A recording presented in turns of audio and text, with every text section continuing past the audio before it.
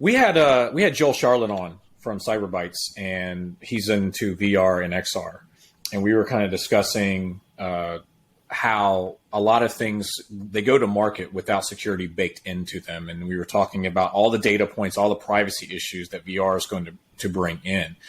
With our rush to get something to market, because we got to get that ROI back as quickly as possible, and security is an afterthought. Is that something you think we're going to see a shift on, or is that something that we've really got to start hammering the companies during the design and development phases to start baking this in, even if it's something that turns out to be not market viable? I think we should learn the lessons from building the internet itself, which is built for communications and security.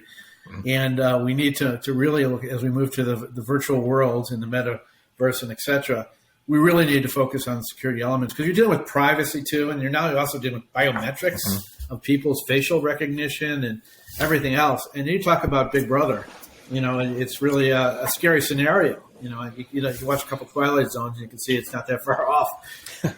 So I really think security needs to be hammered, and there's a lot of privacy organizations pushing stuff out there. But companies usually will do what's easiest for them, and if they have the revenues. So it's a tough sell. Right. I know Europe is ahead in that sense with GDPR. I mean, they force you to disclose any kind of personal information you're using, and we don't have that here, but we have some elements of it happening. So I'm not a big government regulation guy, but I think the more we can do to ensure our privacy and freedoms in this sense, the better it is. And I worry about the next generation that's sort of engulfed in this virtual world that. They're too detached from reality that they're not going to even be concerned with this stuff. They overshare already on social media and do things, and I think it's going to be very problematic when they get to the point when they have responsibilities and are earning livings and have to pay for families. They're going to be easy targets. So I agree with that. It's one of the things. I've got a 17-year-old son, and that's one of the things I tell him all the time is that, everything's not what it appears on the internet. And just because it's out there, you got to be careful how you're engaging. And so one of the things that, as I was listening to you just now, when we look at the shift from, physical into this new metaverse and things of that nature, and the way in which, you touched on how government and issuing policies will help to kind of rein some of that stuff in.